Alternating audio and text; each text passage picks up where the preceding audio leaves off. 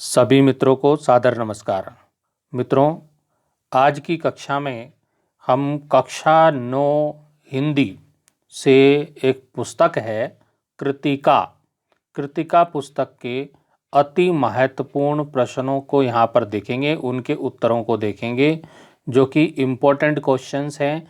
इस बार अर्धवार्षिक परीक्षा शुरू होने वाली है और वार्षिक परीक्षाओं में के लिए भी और अर्धवार्षिक परीक्षाओं के लिए भी जो महत्वपूर्ण प्रश्न हैं इस वर्ष के लिए, उनकी हम यहाँ पर बात करेंगे। तो आइए देखते हैं। जो हमारा कक्षा 9 कृतिका का जो पहला चैप्टर है उसका नाम है इस जल प्रलय में, जो कि फणीश्वर नाथ रेणु जी द्वारा लिखित है। इसमें जो महत्वपूर्ण प्रश्न है, प्रश्न 1 जो महत्वपूर्ण है आप नोट कर लीजिए, बहुत महत्वपूर्ण प्रश्न है।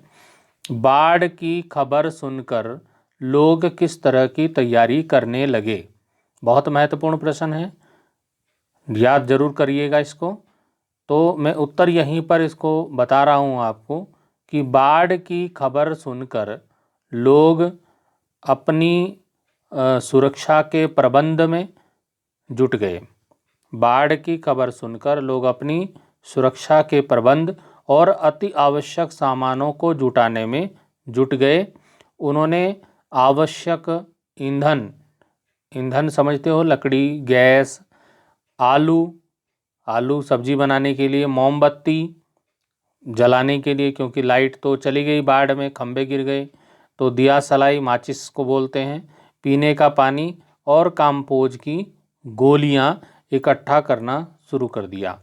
काम्पोज की गोलियां ये घाव पर लगाने वाली एक दवाई थी है, जो कि जब पानी में पाँव सड़ने लगते हैं, गलने लगते हैं, तो वो गोलियों का प्रयोग करते हैं। तो हो गया ताकि बाढ़ से घिर जाने पर कुछ दिनों तक गुजारा चल सके। ये सब सामान इकट्ठा करना शुरू कर दिया उन्होंने कि ताकि बाढ़ से घिर जाने पर जब बाढ़ का पानी आ जाएगा चारों तरफ तो कुछ दिन तक उनका गुजारा चल सके और उन्हें इन सब का अभाव ना झेलना पड़े। दुकानों से सामान हटाए जाने लगे और सभी लोग बाढ़ के आने की प्रतीक्षा करने लगे। तो ये उत्तर आप देख लीजिए, इसका स्क्रीनशॉट ले लीजिए और इसको याद कर लीजिए परीक्षा के लिए। दूसरा जो महत्वपूर्ण प्रश्न है, बहुत ज़्यादा महत्वपूर्ण प्रश्न है, वो है मृत्यु का तरल दूत किसे कहा गया है और क्यों? बहुत महत्वपूर्ण प्रश्न है। तो बाढ़ के पानी को मृत्यु का तरल दूत कहा गया है। जो बाढ़ का पानी आ रहा था उसको मृत्यु का तरल दूत कहा गया है। क्यों कहा गया है? कि बाढ़ का पानी अपने साथ भयंकर विनाश लेकर आता है। बाढ़ के पानी के चपेट में आकर कई लोग मृत्यु को प्राप्त हो जाते हैं और कई बाढ़ के बाद होने वाली बीमारियों के शिकार हो जाते हैं, इसलिए इसे मृत्यु का तरल दूत कहा है।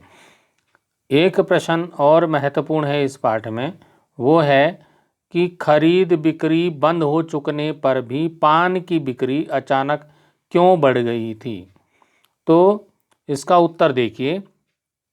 खरीद बिक्री बंद होने पर भी पान की बिक्री अचानक इसलिए बढ़ गई थी क्योंकि बाढ़ की खबर सुनकर लोगों में बेचैनी और हलचल बढ़ गई थी। यद्यपि उन्होंने सामान खरीदना बंद कर दिया था, पर वे बाढ़ के बारे में जानने के लिए अत्यंत उत्सुक थे। वे पान की दुकान के पास खड़े होकर रेडियो पर बाढ़ के बारे में समाचार सुनकर तरह तरह की बातें कर रहे थे और पान खाए जा रहे थे, इसलिए पान की बिक्री बढ़ गई थी। इस तरह पान वाले की बिक्री बढ़ गई थी। तो समझ गए होंगे उत्तर कि जो पान की दुकान पर लोग इकट्ठे होकर रेडियो पर समाचार सुन रहे थे बाढ़ के बारे में, और वहाँ पर पान भी खरीद कर खा रहे थे, इसलिए पान वाले की बिक्री बढ़ गई थी। अगला एक प्रश्न और इसमें इम्पोर्टेंट है, वो है बाढ़ पीड़ित क्षेत्र में कौन कौन सी बीमारियों के फैलने की आशंका बनी रहती है? कौन कौन सी बीमारियां हो जाती हैं जहाँ पर बाढ़ आती हैं? तो बाढ़ पीड़ित क्षेत्र में हैजा, मलेरिया, टाइफाइड उल्टी दस्त, पेचिश, बुखार, डायरिया, कॉलरा आदि बीमारियों के फैलने की संभावना रहती है। क्योंकि बाढ़ के उतरे पानी में मच्छर अत्यधिक मात्रा में पनपते हैं। जब बाढ़ खत्म होती है उसके बाद जब उतरने लगती है बाढ़ तो वो मच्छर बहुत ज़्यादा हो जाते हैं, जिसके कारण मलेरिया जैसी बीमारी हो जाती है। और आजकल तो डेंगू भी बहुत भयंकर चल रहा है, तो डेंगू भी हो सकता है। साथ ही पानी के बार बार पैर में लगने के कारण पकने वाले घाव भी हो जाते हैं, पैर पकने लगते हैं। पहले ये बीमारी बहुत ज़्यादा होती थी पैर पकने वाली, अब ये कम होती है क्योंकि पहले लोग नंगे पांव ज़्यादा चलते थे तो ये बीमारी ज़्यादा हो जाती थी। अब लोग जूते चप्पल पहनते हैं और पानी में कम जाते हैं, तो इसलिए बीमारी नहीं होती पैर के घाव पकने वाली बीमारी। तो ये 4 प्रश्न जो मैंने इस पाठ के बताए इस जल प्रलय में, ये बहुत महत्वपूर्ण हैं। इनको आप अच्छी तरह से पढ़कर परीक्षा देने जाइएगा। कक्षा 9 के बच्चों के दूसरा जो पाठ है कृतिका का, वो है मेरे संग की औरतें, और ये मृदुला गर्ग इसकी लेखिका हैं। ये महत्वपूर्ण पाठ है। देखिए इसमें मैं 2 प्रश्न बताऊंगा जो महत्वपूर्ण मुझे लगे। मैं 2 प्रश्न बताऊंगा। पहला प्रश्न इसमें है कि लेखिका की नानी की आज़ादी के आंदोलन में किस प्रकार की भागीदारी रही। तो इसका उत्तर हम देख लेते हैं। लेखिका की जो नानी थी वह प्रत्यक्ष रूप से भले ही आज़ादी की लड़ाई में भाग नहीं ले पाई हों, परंतु अप्रत्यक्ष रूप में सदैव इस लड़ाई में सम्मिलित रही हैं। और इसका मुख्य कारण यही था कि उन्होंने अपनी पुत्री की शादी की जिम्मेदारी अपने पति के स्वतंत्रता सेनानी मित्र को दी थी। वह अपना दामाद एक आज़ादी का सिपाही चाहती थी, ना कि अंग्रेज़ों की चाटुकारी करने वाले को। उन्हें अंग्रेज़ों और अंग्रेजियत से चिढ़ थी। उनके मन में आज़ादी के लिए एक जुनून था। तो जब लेखिका की नानी का अंतिम समय आया तो उन्होंने अपने स्वतंत्रता सेनानी जो उनके पति के जो मित्र थे प्यारेलाल, उसको अपने पास बुलाया और कहा कि मेरी बेटी के लिए जो लड़का ढूंढना वो ऐसा ढूंढना जो अपने देश की आज़ादी का सिपाही हो, आज़ादी के लिए लड़ता हो, स्वतंत्रता सेनानी हो। और हुआ भी ऐसा ही। उनकी अंतिम इच्छा पूरी हुई और की गई। एक स्वतंत्रता सेनानी से उनकी माँ की जो है शादी हुई। अब आता है अगला प्रश्न। शिक्षा बच्चों का जन्मसिद्ध अधिकार है। इस दिशा में लेखिका के प्रयासों का उल्लेख कीजिए। ये एक महत्वपूर्ण प्रश्न है और परीक्षा में कई बार आता है, तो इसको भी जरूर देखिएगा। लेखिका बच्चों की शिक्षा के प्रति बहुत जागरूक थी। ये उत्तर है इसका। लेखिका बच्चों की शिक्षा के प्रति बहुत जागरूक थी। उनके अनुसार हर बच्चे को शिक्षा पाने का अधिकार था। इसी उद्देश्य से उन्होंने कर्नाटक के छोटे से कस्बे बागलकोट में बच्चों के लिए, जहां स्कूल का अभाव था, कैथोलिक बिशप से स्कूल खोलने का आग्रह किया। क्योंकि उस समय क्रिश्चियन स्कूल होते थे, ईसाई स्कूल होते थे, मिशनरी स्कूल जिनको बोलते हैं आप, तो उसमें उनसे आग्रह किया कि जो है यहाँ पर स्कूल खोल दिया जाए। पर चूँकि जो ईसाई स्कूल वहीं पे खुलते थे जहाँ पर ईसाई बच्चे हों, क्रिश्चियन बच्चे हों, तो वहाँ पर चूँकि वहाँ क्रिश्चियन बच्चों की संख्या अधिक नहीं थी, इसलिए बिशप ने उनकी दरख्वास्त को नामंजूर कर दिया, मतलब वहाँ पर स्कूल नहीं खोला। लेकिन लेखिका इससे हताश नहीं हुई, निराश नहीं हुई, अपितु अपने प्रयासों से उन्होंने 3 भाषाएं पढ़ाने वाला, अंग्रेजी, हिंदी, कन्नड़, 3 भाषाएं पढ़ाने वाला स्कूल स्वयं आरंभ कर दिया और उसे वहाँ की सरकार से मान्यता भी दिलवाई। तो ये प्रयास लेखिका का बहुत बड़ा प्रयास था। तो ये प्रश्न इसलिए ज़्यादा पूछा जाता है। अब आता है अगला जो पार्ट जो इम्पोर्टेंट है, वो है रीढ़ की हड्डी। ये वार्षिक परीक्षा में पूछा जा सकता है। तो रीढ़ की हड्डी में जो प्रश्न है महत्वपूर्ण, उनको हम देख लेते हैं।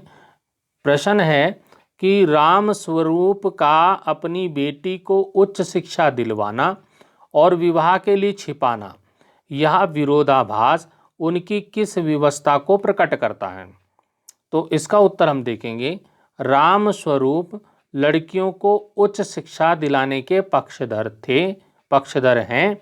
उन्होंने उमा को कॉलेज की शिक्षा दिलवाकर बीए पास करवाया था। अपनी बेटी जो उमा थी उसको कॉलेज की शिक्षा दिला करके बीए पास करवाया। इसके अलावा उमा को संगीत, कला आदि का ज्ञान भी करवाया उन्होंने। राम स्वरूप चाहते हैं कि उमा की शादी एक अच्छे परिवार में हो। संयोग से परिवार तो उन्हें उच्च शिक्षित मिला, परंतु उसकी सोच अच्छी नहीं थी। उनकी जो सोच थी उस परिवार की, वो अच्छी नहीं थी। लड़के का पिता जो था वो और लड़का स्वयं दोनों ही चाहते थे कि उन्हें 10वीं पास लड़की ही चाहिए, ज़्यादा पढ़ी लिखी मैडम नहीं चाहिए। एक लड़की का पिता होने के कारण लड़के वालों की इच्छा को ध्यान में रखकर कर्तव्य और वक्तव्य में विरोधाभास रामस्वरूप रखते हैं। ऐसी परिस्थिति एक विवाह योग्य पुत्री के पिता की विवशता को उजागर करती है। तो ये प्रश्न का उत्तर है। ये आप देख लीजिए, स्क्रीनशॉट ले लीजिए, इसको लिख लीजिए, अच्छे से पढ़ लीजिए। एक प्रश्न और आता है कि गोपाल प्रसाद विवाह को बिजनेस मानते हैं और राम स्वरूप अपनी बेटी की उच्च शिक्षा को छिपाते हैं। बताते हैं कि मेरी लड़की 10वीं पास है, जबकि वो बीए पास थी। तो अपनी बेटी की उच्च शिक्षा को राम स्वरूप छिपाते हैं। क्या आप मानते हैं कि दोनों ही समान रूप से अपराधी हैं? अपने विचार लिखें। तो इसमें आप अपने विचार लिख सकते हैं। जो मेरे विचार हैं वो आप देखिए। गोपाल प्रसाद एक वकील है। वे चालाक किस्म के इंसान हैं। वे मानवीय रिश्तों से अधिक महत्व पैसों को देते हैं। शादी जैसे पवित्र संस्कार को भी वो बिजनेस की तराजू पर तोलते हैं। बिजनेस शब्द से उनकी इस मानसिकता का पता चल जाता है। इधर जो रामस्वरूप है लड़की के पिता, तो रामस्वरूप चाहते हैं कि उनकी बेटी उमा का रिश्ता गोपाल प्रसाद के लड़के शंकर से हो जाए, जो मेडिकल की पढ़ाई कर रहा है। परंतु समस्या यह है कि गोपाल प्रसाद और उनका बेटा दोनों चाहते हैं कि लड़की अधिक से अधिक 10वीं पास होनी चाहिए। इसका कारण रामस्वरूप अपनी इस कारण से रामस्वरूप अपनी बेटी की उच्च शिक्षा को छिपाने के लिए झूठ बोलते हैं और कहते हैं मेरी लड़की 10वीं पास ही है, 10वीं ही पढ़ी हुई है। यहाँ पर मेरा मानना है कि दोनों समान रूप से अपराधी हैं, पर गोपाल प्रसाद का यह अपराध उनकी घटिया सोच और रूढ़िवादी सोच का परिणाम है, जबकि रामस्वरूप का यह अपराध उनकी विवशता का परिणाम है। तो ये उत्तर है इसका, आप इसको याद कर लीजिएगा। एक प्रश्न और इम्पोर्टेंट आता है इसमें, शंकर जैसे लड़के या उमा जैसी लड़की समाज को कैसे व्यक्तित्व की जरूरत है? तर्क सहित उत्तर दीजिए। तो समाज को उमा जैसी लड़की की जरूरत है, तो हम यहाँ उत्तर लिखेंगे, समाज में आज उमा जैसे व्यक्तित्व, स्पष्टतावादी तथा उच्च चरित्र वाली लड़की की ही आवश्यकता है। ऐसी लड़कियों से ही समाज और देश प्रगति कर पाएगा, जो आत्मविश्वास से भरी तथा निडर हों। इसके विपरीत शंकर जैसे लड़के समाज को दिशा नहीं प्रदान कर सकते, वो दिशाहीन कर देंगे समाज को। एक प्रश्न जो अंतिम प्रश्न इस वीडियो का भी है और इस पाठ का भी है, तो वो है रीढ़ की हड्डी शीर्षक की सार्थकता स्पष्ट कीजिए। तो रीढ़ की हड्डी एकांकी का शीर्षक सार्थक, सफल और व्यंग्यात्मक है। इस नाटक की मूल समस्या है वर का व्यक्तित्वहीन होना। यदि शंकर समझदार और व्यक्तित्व संपन्न युवक होता तो गोपाल प्रसाद की इतनी हिम्मत न होती कि वह दो सुशिक्षित वयस्कों के बीच में बैठकर अपनी फूहड़ बातें करे और अशिक्षा को प्रोत्साहन दे। कम पढ़ी लिखी बहू चाहना गोपाल प्रसाद की जरूरत हो सकती है, शंकर की नहीं। अगर शंकर अपने पिता के रोब दाब के आगे यूं भी नहीं कर सकता बल्कि उनकी हाँ में हाँ मिलाता है तो वह उसकी कायरता है। उस कायरता को दिखाने के लिए उसे रीढ़ की हड्डी के बिना दिखाया गया है। इस प्रकार रीढ़ की हड्डी व्यंग्यात्मक, संकेतपूर्ण, सार्थक और सफल शीर्षक है। एक अच्छे शीर्षक में जिज्ञासा होनी चाहिए जो पाठक को आतुर कर दे। यह शीर्षक जिज्ञासातुर करने वाला है। तो मित्रों, ये जो प्रश्न हैं ये महत्वपूर्ण प्रश्न जो कृतिका कक्षा 9 की पुस्तक है उसमें से हमने लिए, और इन प्रश्नों को आप पढ़ के जाएंगे तो निश्चित रूप से कुछ ना कुछ इसमें से परीक्षा में जरूर आएंगे। तो आप अवश्य इस वीडियो से प्रश्नों के उत्तर देखिएगा और परीक्षा में तैयारी के साथ जाइएगा। मेरी शुभकामनाएं आपके साथ हैं। आप सभी सफल हों।